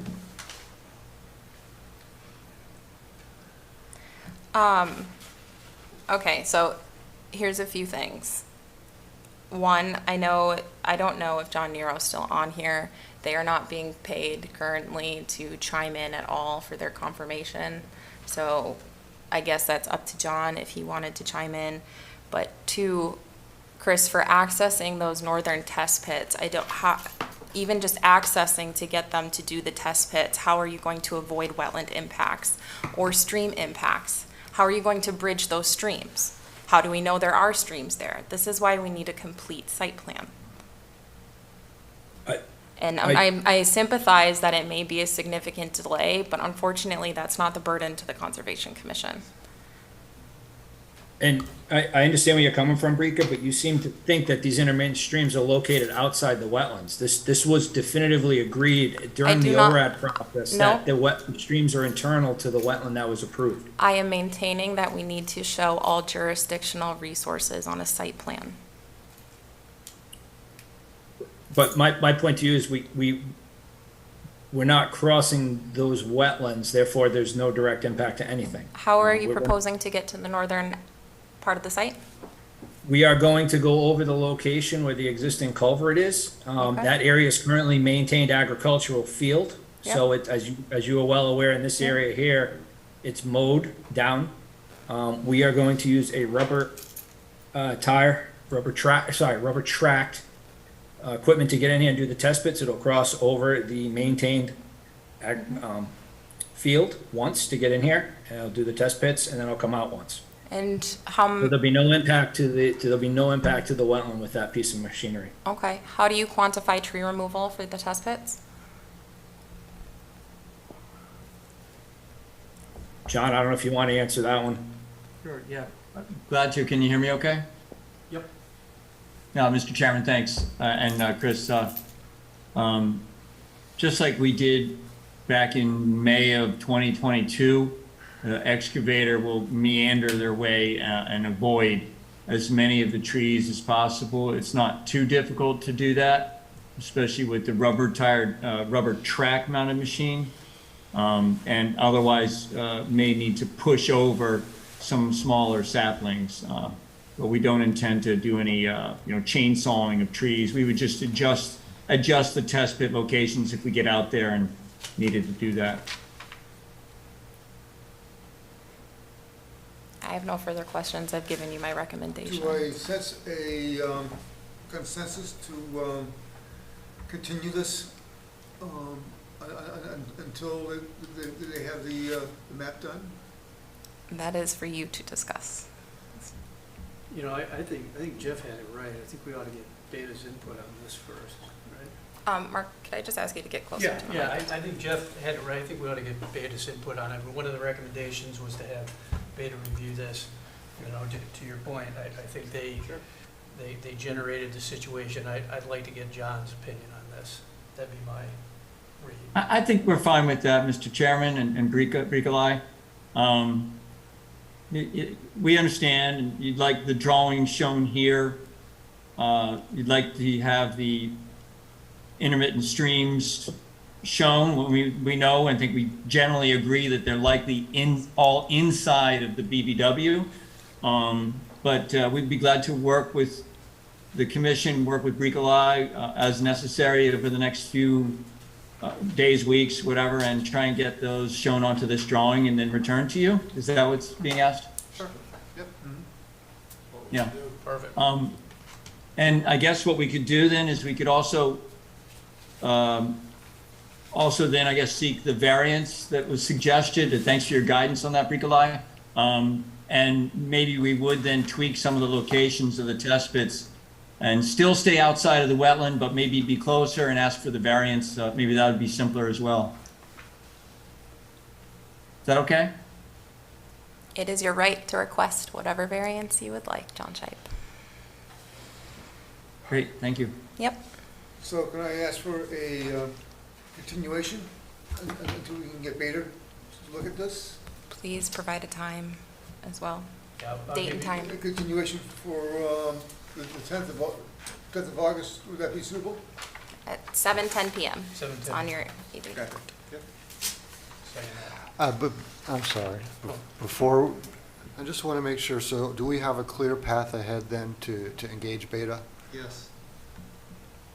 I mean, like, Are they going to initiate, are they simply on their own going to go ahead and refine these maps? Or are they going to get Beta to review it and then respond to Beta? Beta response. Yes. Beta yes. first. Yeah, so Beta's going to First, review it first. yes, Beta, Yes. yes. they will need to delineate them Yes. first, though. So, they'll sorry, Mr. delineate, Chairman, Beta I will didn't review hear. them. I'm sorry, that was Mark Sorrell, Town Attorney. He was asking a question. Right, I think it was a good question. I'm sorry, I didn't get the whole question or the answer. I just wanted to make sure everybody was on the same page with how you're going to proceed. Whether you folks were simply going to initiate a refinement of this plan to add the intermittent streams, or you're going to seek Beta's input first and then in response to Beta, refine the plan as necessary. So they have not actually delineated these streams. Right. So they would actually, Chris Lucas will need to go out and delineate them. Beta and I will need to review it, and then we will go from there. That's it's just standard for any other delineation that we have for any other project. So the Or or sorry, Nope, that's what or Beta could review right now, review their notes and, confirm and throw out a buffer zone to where their notes are for those intermittent streams. That's at the easiest end. The hardest end would be, Yeah, right. so. If I could, thank you, Bricolai. You pointed out a good avenue here. I initially said we would go ahead and flag these and show them on the plan, but you have a really good point. It may be that Beta may look at this and say, well, clarify their prior positions, and it might negate the need to ask Chris to go trudging through the brush there in all of this heat. So if maybe we can start with talking to Beta, that would be much appreciated.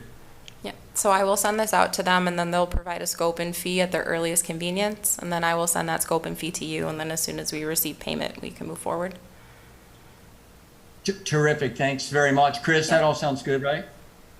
Yeah, I think I think it would be ideal to get Jonathan's opinion on the test pits and if the streams need to be delineated or not at this time. Very good. So is August 10th still a suitable point for continuation? Yes, at 7:10. Okay. And did I get a recommendation for August 10th? Mr. Chair, I'll give you a recommendation to continue the RDA for 121 Grove Street to August 10th at 7:10 p.m. Thank you, sir. And a second? Second. And a vote, Richard? Vote to continue. Jeffrey? Vote to continue? Vote to continue? Continue? And I vote to continue. I think we're all set. Chris and John, thanks. Thank you, appreciate your time. Thank you very much, everybody. Thank you. Have a good night.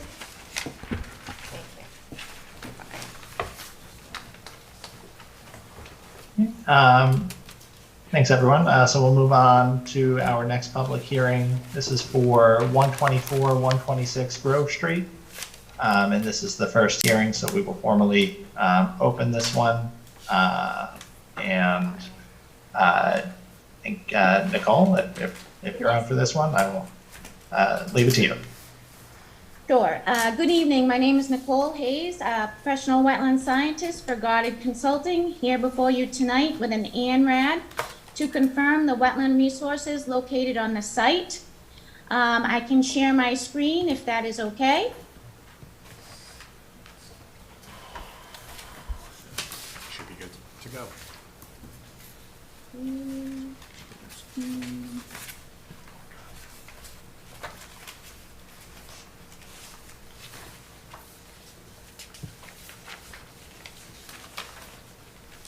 All right. Can you all see that? Yep, you're up. Yep. All right, so the site is 124, 126 Grove Street. It has two buildings on the site. This is the large building here. We have a smaller building here. The resources on the site consist of bordering vegetated wetlands and intermittent stream channel bank. They are outlined in this gray here. We also show the buffer zones on the plan as well. We are before you tonight, of course, to solidify the wetland resources located on the site.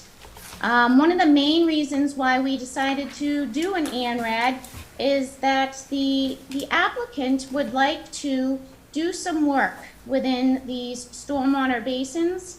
There's one right here, and there's also one in here.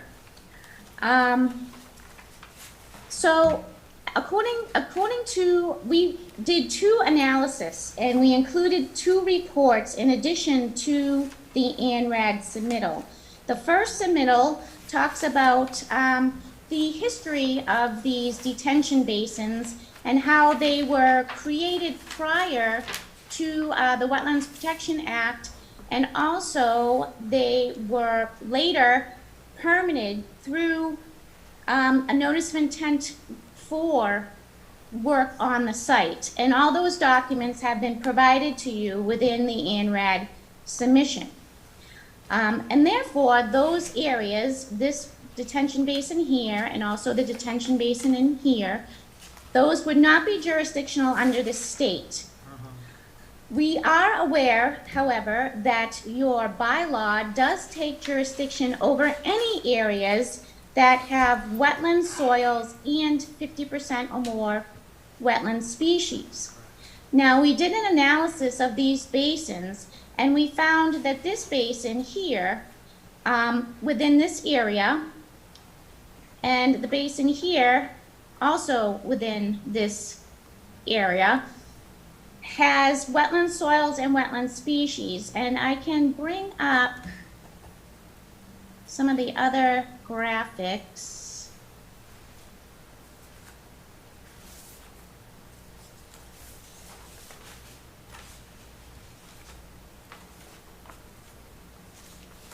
So these are the detention basins, these 3 detention basins that we are really focused on in this ANRAD, that we want some guidance from the commission. And I know that the agent has been on site and looked at these basins. We've discussed some of this protocol on how we're going through this ANRAD to get some of these answers from the commission solved. In this front basin, there was not any wetland soils and wetland vegetation in the same areas, and therefore this area would not be jurisdictional under your bylaw. However, basin number 3, this one right here, and basin number 2 do have wetland soils and wetland vegetation within some of the areas. This is the detention basin 1, which we're saying does not have soils and vegetation. As you can see, it's a lot of gravel, and it's mostly a lawn area. Here's another picture of that front basin. And Beck agreed that that this front basin didn't have the qualifications needed to be a bylaw wetland vegetated area. This is basin 2. This is one of the larger basins, and this area in here, and I can show you on another figure, this area in here does have wetland vegetation and wetland soils, and therefore may be part of your jurisdictional area. Here's another portion of the potential local bylaw area within Basin 2. Here again, I'm showing you the soils and the vegetation. We also have some ponding in that basin. This is Basin 3, which is to the north of the site. And this area also has some vegetation. It's in this area that has mostly cattails and mucky soils and surface ponding. And we've outlined them here for you. This is Detention Basin 1, and in the report, it documents that we did have some species of wetlands within this area, but we didn't have the qualifying soils. And then over and through here, this is Basin 2. We did have wetland species, wetland soils. This is an area of invasive species consisting of purple loosestrife. And then the Detention Basin 3, this area right here, those were the pictures I showed you with the cattails and the ponding. So we're before you tonight in an ANRAD hoping to get a few of these questions answered.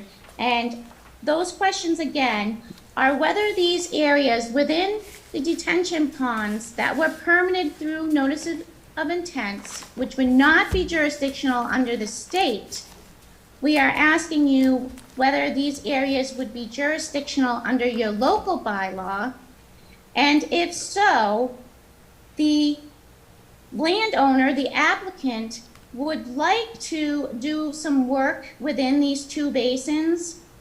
The 2 basins would be modified or filled, and then additional stormwater basin areas would be created.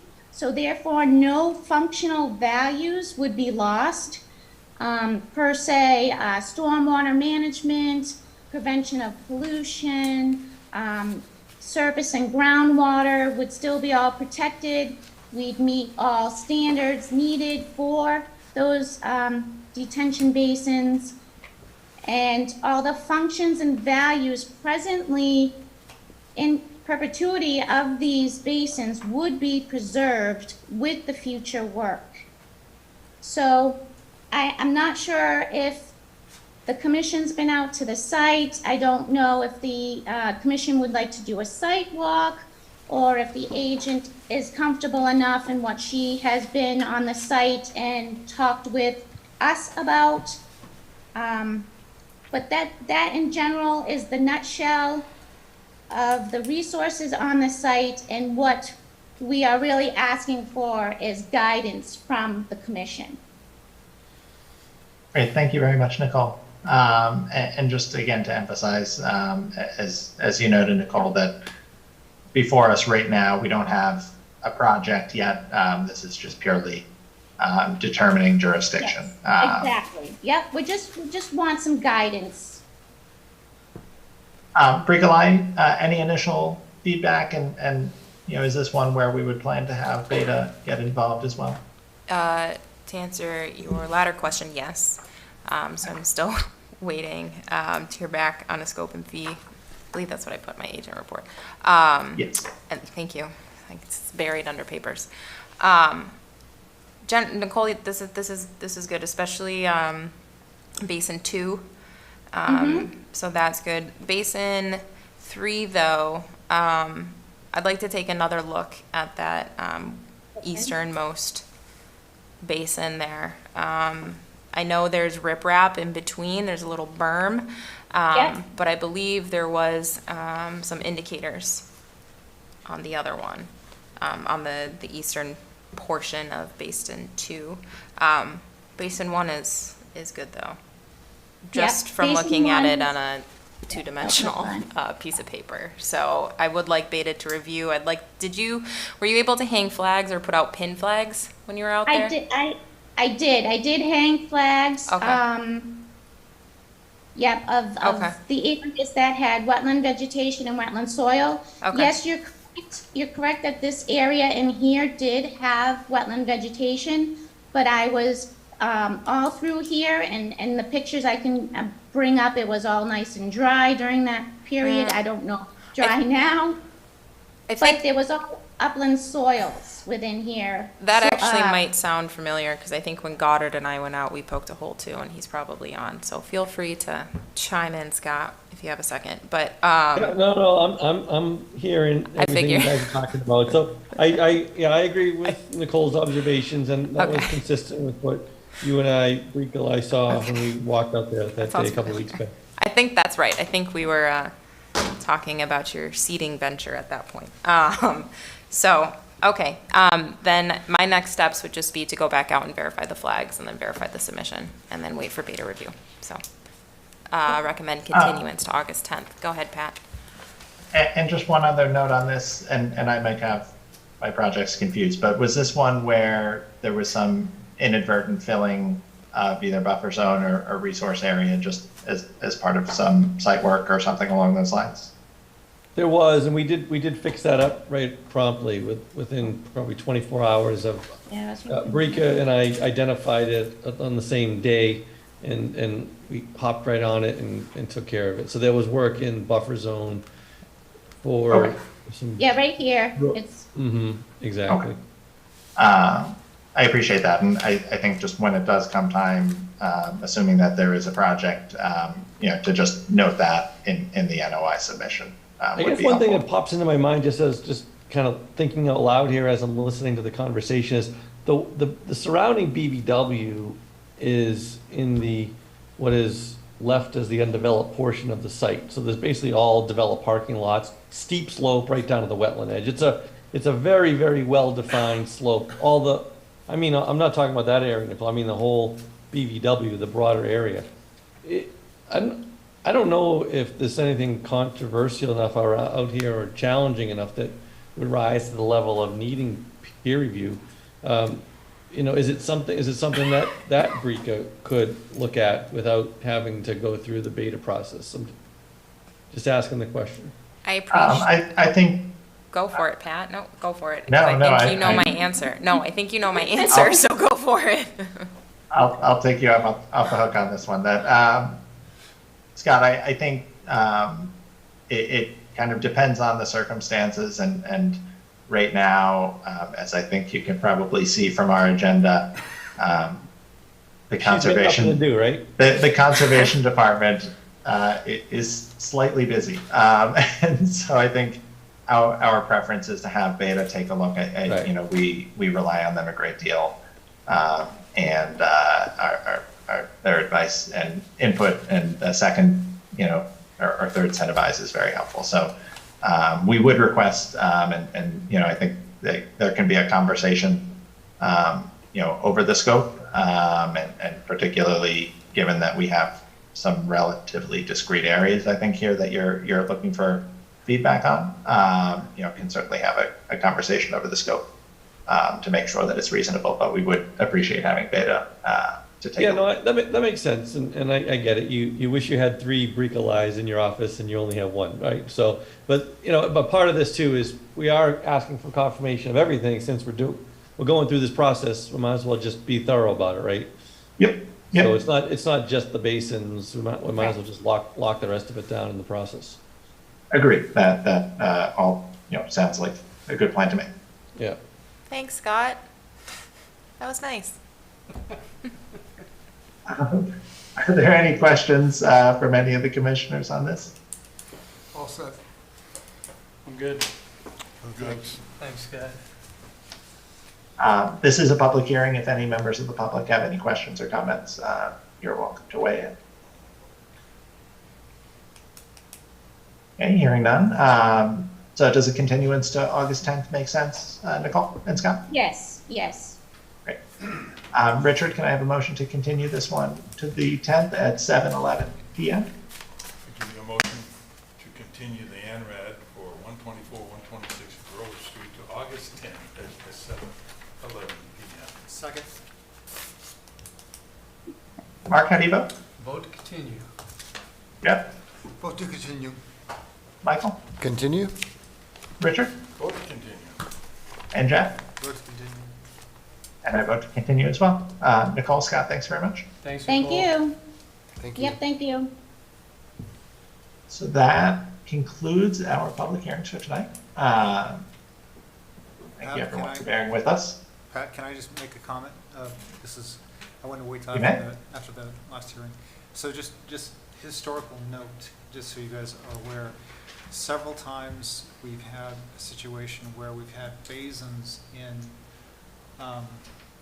usually it's subdivisions that started to be developed and then stopped for some reason and were left fallow, the projects were left fallow for several years. And what happens is then the basins start to essentially remediate themselves. Right? So the basins were meant to house stormwater. They were specifically set there for the safety of not flooding the subdivisions, et cetera, right? Okay? But basically what would happen over time is there's no work, soils will blow in, plants and seeds will blow in, they grow, and so basically what happened is then suddenly, years later, the construction company wants to go in and clean them out. Well, but now under the bylaw, they're wetlands. Okay? Even though functionally and purposefully, right, they were never designed to be wetland, they were designed to be a basin. Yeah. Right? So there have been huge debates over where does that sit with us. And what typically has happened, that we've basically fallen on the side of, again, public safety, right? If it makes sense, given what it was originally supposed to do, and given that the remediation inside this basin would actually bring it back to its original stated purpose, as opposed to changing something in the surrounding vicinity, right? Because we're basically creating a more safe environment for the housing and citizens of the public of the subdivision. Typically, we would then allow that to be done, right? Okay, even though by by the detail, it's against the bylaw. Yeah. Okay? So that's one of the situations where the conservation has taken a broader perspective as to what is the original purpose of this as opposed to, right? Because we're not going around basically saying that, you know, we're taking advantage of abandoned projects, right? We're not trying to To create.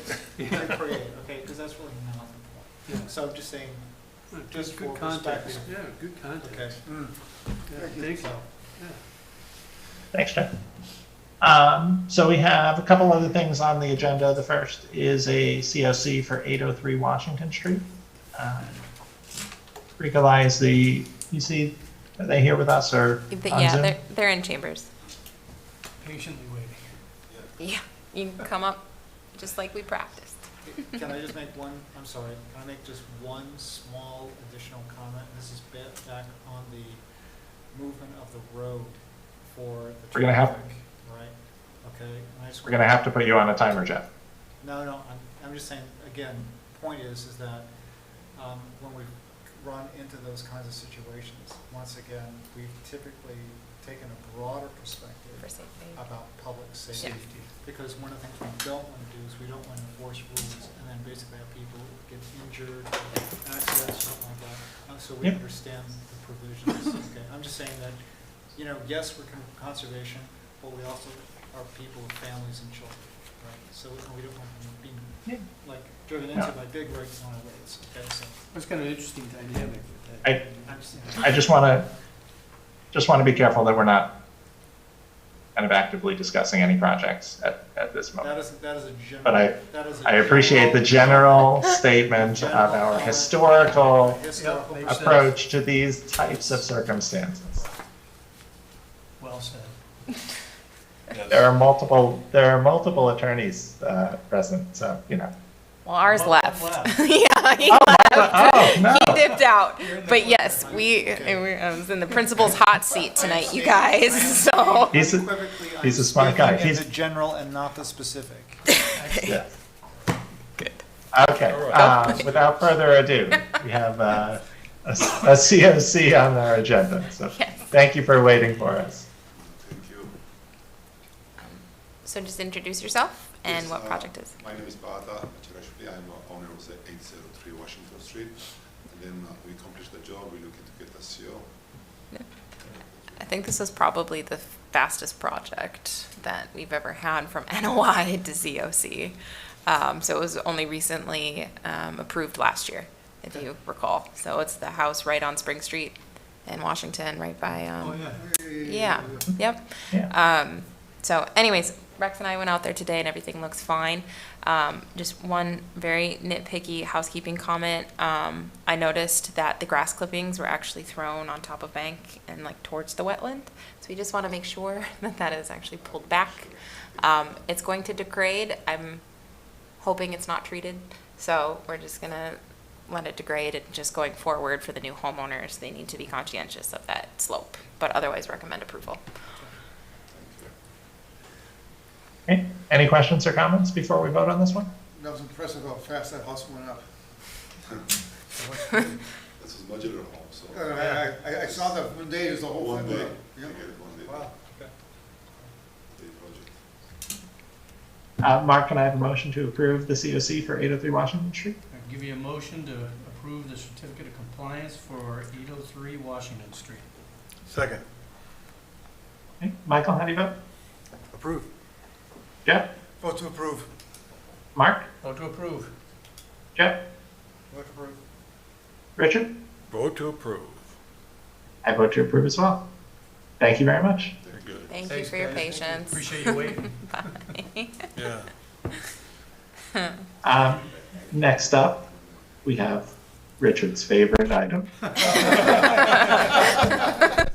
You, Richard. The ongoing, the never-ending story. Never-ending story. Never-ending. So are we going to do that?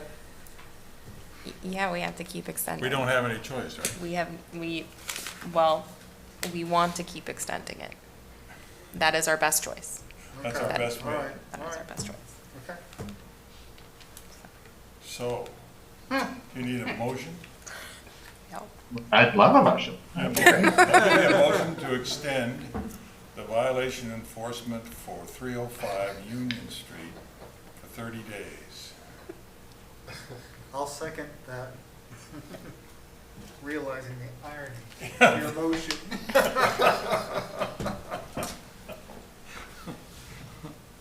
Mark, how do you vote? Vote to extend. Jeff? Vote to extend. Michael? Vote to extend. Richard? Vote to extend. And Jeff? Vote to extend. We could be doing, this could be the Yep, yes. I'm gonna abstain from the vote. Bold move. I'm sure you get all of us to vote for it. Yeah, we should The have. nice thing about being the chair. We should have an award for like the project that is in abeyance the longest. Give them a plaque. We'll have a ribbon cutting when we finally release the order. Minutes for June 29th. Any comments, questions? All good. Good. Jeff Livingstone, motion to approve the minutes for June 29th. Motion to approve the minutes for June 29th, 2023. Second. Okay. Mark? Vote to approve. Jeff? Vote to approve. Michael? Approve. Richard? Vote to approve. Jeff? Vote to approve. Okay. And for July 13th, any questions, comments? All set. A motion to approve. All good? Motion to approve. Minutes for July 13th, 2023. Second. Second. Okay. Mark? Vote to approve. Jeff? Vote to approve. Michael? Approve. Richard? Approve. Jeff? Let me think about it. Vote to approve. Okay, so this is the test to see who read to the end of the minutes. For a few folks who weren't at the last meeting, and I'm sorry to be doing this via Zoom again. I was hoping to be there tonight, but just in case of a potential close contact, I'm staying at home. I'm going to be resigning from the Concom at the beginning of September, and very regretfully and sadly, but it's been an honor and a lot of fun to work with all of you. And That's a huge loss, Matt. Yeah, Huge Yes, loss. sure is. Really. very sad. I will miss it. So I think we had talked about at our next meeting doing elections for the next chair and vice chair. So I think, if we have kind of a critical mass, my plan is to try and stay on through when we bring the open space plan to the town council. And I think that's scheduled for September 6th right now. So would stay on through that and then would take my lead.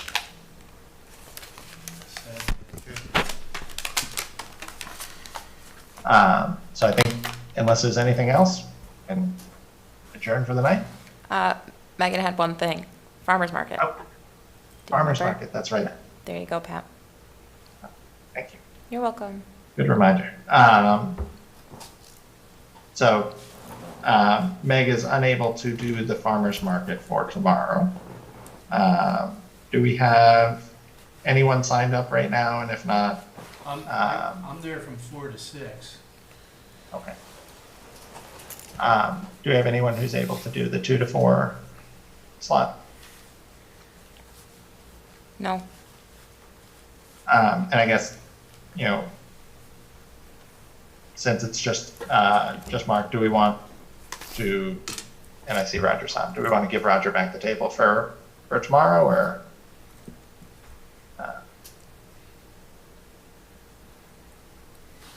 Any thoughts? I think it's up to you. you know, why don't I do this? I assume Meg has the stuff. Why don't I call her and we'll see if we can figure something out. If not, we'll let Roger have the table back. But if I can get the stuff, I don't mind getting over there for a couple hours. Right, we weren't, I don't think we were at the last one. I don't know what's going on moving forward, but I'll talk to her and see if we can figure out a connection. If not, we'll go from there. Okay. Okay. I'll run point on it. Perfect. Thank you, Mark. No worries. Great. All in favor of adjourning for the evening? Aye. Aye, Captain. Thanks. Thanks, everybody. Bye.